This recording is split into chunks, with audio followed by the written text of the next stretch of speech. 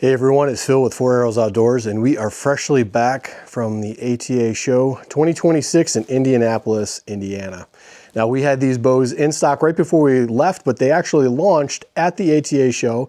And if you have not heard, they launched the Bowtech flagship bows. We're going to be looking at the Alliance today. The Alliance is actually going to come in two different axle-to-axle lengths, same name, two different ATA lengths. So you got the Alliance 33, and then you have the Alliance 30.5.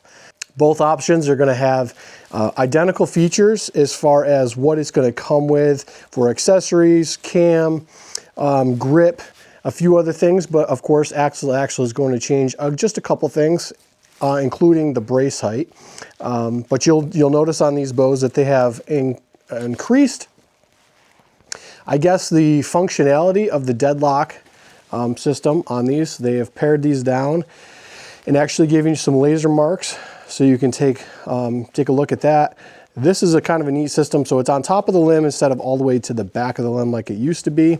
You'll also notice that they got rid of the time lock feature on the cam itself, being able to shave a little bit of weight. And let's face it, the majority of consumers are not using the deadlock system to its full potential, nor the time lock system, because you're going to basically get these bows set and you're going to leave them alone. But the ability to be able to shim the cam left to right on the deadlock system is extremely versatile. It's extremely easy on the Bowtech, and they made it just a little bit easier to give you actual visual reference when you do that. But did get rid of the time lock feature, which isn't necessarily a huge deal, but at this point, there's a lot of great features. This cam is a little bit redesigned as well. You will notice that this is a little bit more similar to the SS34 from a few years ago as far as the draw cycle, a little smoother, not getting all the speed that you were out of some of the other bows in the past, but to be honest with you, speed is one of those numbers that is very relative. So on performance, this is going to give you a pretty comfortable shooting experience overall. It's not super aggressive, but just that super smooth feeling on the comfort setting. This bow is extremely nice to draw, consistent from start to finish on it. You're still going to end up with your integrate style mounting rest, so putting on any of the Q80s or Vapor Trails. In Hamsky now, and the R7 has gone to that style. So majority of the bow companies are sticking with that. Streamline it. You still have a single burger hole if you want to mount a rest there. Simple to do. You're still going to have their little cutout system here to be able to put in their Picatinny adapter. And now the bows for 2026 are going to come with that Picatinny adapter. So no more having to buy another part. It's going to come with it. Whether you choose to use it or not, that's up to you. You still have your standard mounting holes for any standard style sight that you want to put on there. You also have different mounting positions for different quivers and other things you want to put on the bow. No more orbit dampeners that will come with these bows. You'll notice they've got their own little center mass stubby right here, and that's going to be mounted pretty low, just above the bottom pocket. And you'll still have your standard heavy-duty bushing one where you can mount another stabilizer. Now you can move, both of them have the bushings, so either spot you can mount stabilizers. So if you want your stabilizer really low, you want to move this to another spot, you want to run the SOS or any other style stabilizer, you have the two bushings on the front. You're going to have a mounting hole on the back, which is pretty low, but a lot of times weight down low is where you really want it for balance and comfort. Speaking of the pocket, it is now a fully machined piece of aluminum. No more of the composite that's in there, so that is a nice little feature.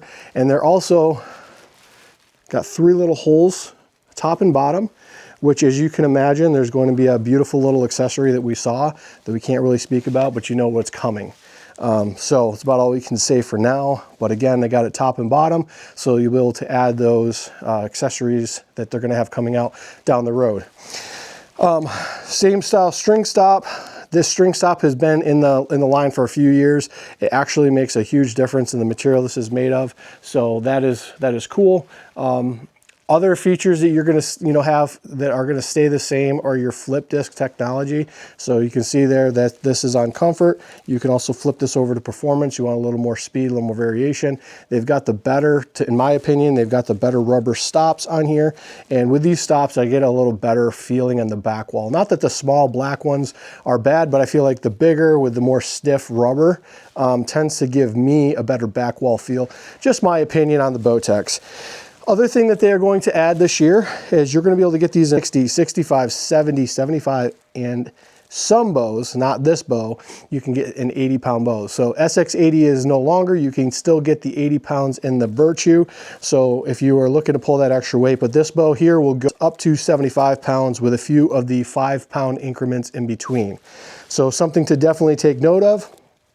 If you are looking for a 65-pound, there was only 2 other bow manufacturers that were offered that particular draw weight and limbs, and now you have it in the Bowtech as well for the majority of the bows.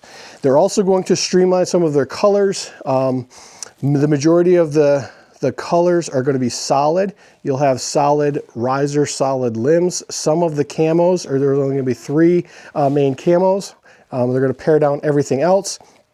And then there is going to be a few different ways that they do their customizations as far as the upgraded colors. We can tell you more about that if you got questions on that. We don't want to go over all the details here because we kind of just had the brief overview and we don't want to give any misinformation, but they will have a $50 and a $75 and a $100 upgrades if you want to change your colors.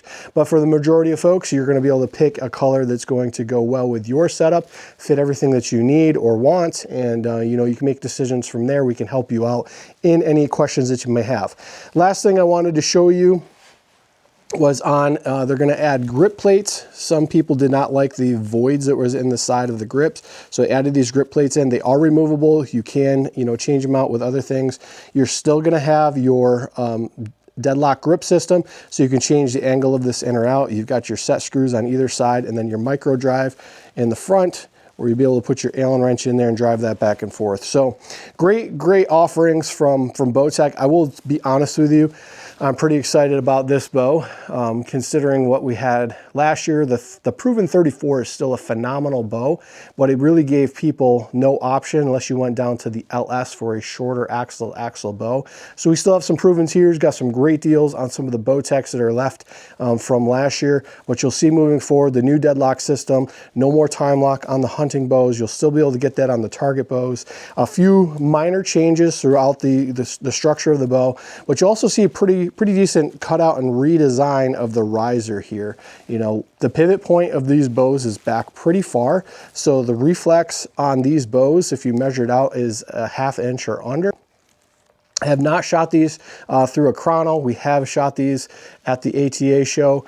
The ones that I had, I opened out of the box, basically looked at them cosmetically, and then we packed our bags and headed to Indy. So I knew what that was before we left, but never really got to play around with it, but I did get to play with it at Indy and shoot it.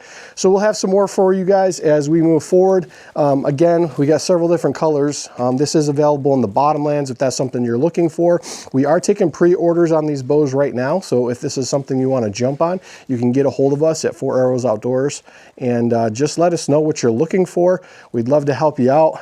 And I know that there's some great pro shops out there. If you have a local shop close to you, go to that local shop, build a reputation and a relationship with that shop, and give them your business. But we want to support local across the board, but we encourage you to stop in here. We'd love to help you out. And if you got any questions, shoot us a message, comment. We don't follow the comments as much on the videos just because it's really hard to get to all of them. But if you got any questions on that, feel free to give us a call, send us a message, an email, Facebook or Instagram at 4 Arrows Outdoors, and we will be hopefully having some more information for you, be able to answer any question that you may have. But we appreciate all the support. Thanks for sticking with us as we were at the ATA show. We'll look forward to seeing you guys all real soon.